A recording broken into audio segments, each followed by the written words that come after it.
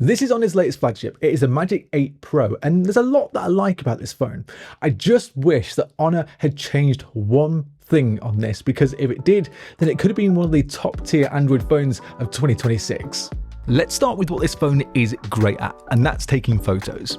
Honor has named each one of these cameras Ultra. So a 50 megapixel Ultra Night main f1.6 sensor, a 50 megapixel ultra wide at f2, and a 200 megapixel Ultra Night telephoto camera at f2.6. And to put it simply, these cameras are really good. I took close to 500 photos with this thing, and for the most part, right out of camera, they look fantastic. That main lens is a 23mm equivalent. And I don't have too many issues with this. Like, it gives photos that have a huge amount of detail. There's a really nice consistency between the three lenses. For me, Honor usually give us just a little bit too much contrast and a little bit too much saturation in their images. But this year, I think the photos are being processed just a little bit differently, and I kind of like them. The main and the telephoto are the two lenses that I use more than anything. And what I've noticed this year is that the colors are very accurate.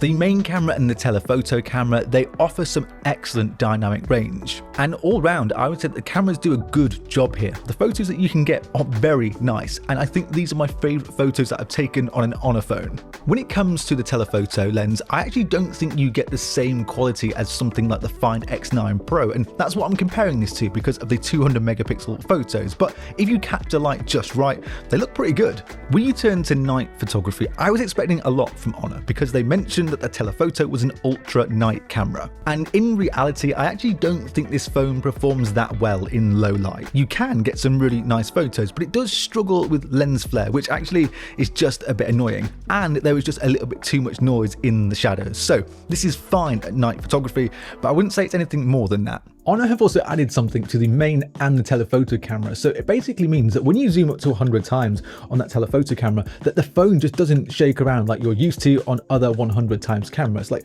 I'll see if I can show you here. It might not be the best example, but you can see that this is pretty steady when zooming in at 100 times. This is because it has CIPA 5.5, which I think is how you pronounce it. This lets the phone almost stabilize that hand movement, and it's actually really nice. Let me also mention a really nice AI feature inside the camera. If you go into the Gallery app and go into AI Edit and AI Color, this can take any photo you like the color of and replicate its colors on a photo you've already taken. It also lets you save it as a preset inside the camera app, so you can actually take photos with that effect on, and this works really well. Then we turn to video on the Magic 8 Pro, and it's a mixed bag. What do you think?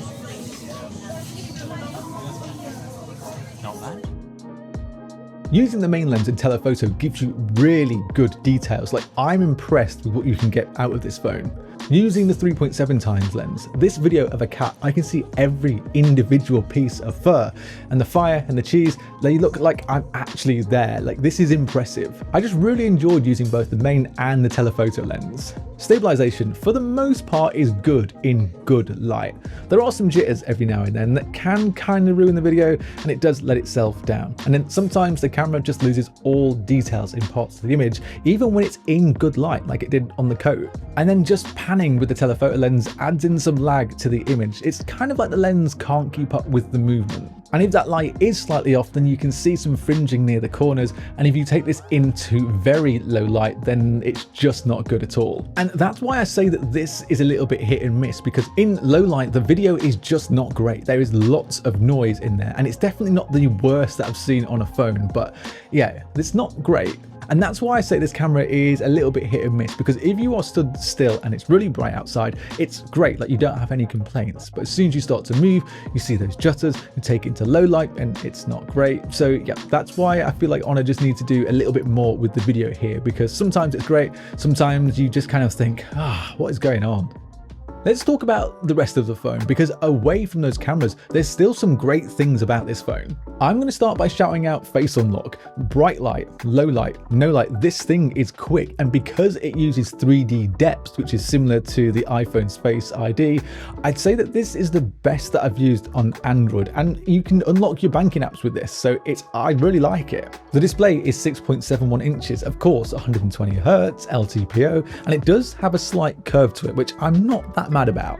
It can go up to 6,000 nits of peak brightness, which is pretty much double both the Pixel 10 Pro and the S25 Ultra. And the battery on this thing is exactly what needs to be in every single phone. So it's just over 6,200 milliamp hours with 100 watt fast charging. And there isn't a single day that I've been using this phone yet where I've evenly, I don't remember hitting 20%. Like, it just goes. So like 2 days on a single charge is exactly what you can get out of this phone. And I'm glad that this is becoming the norm on phones now, because every single phone outside of the US seems to be adopting bigger batteries, faster charging. So Google and Samsung, just take note here from Honor, because this is what we need. This is the battery that we should be getting in flagship phones.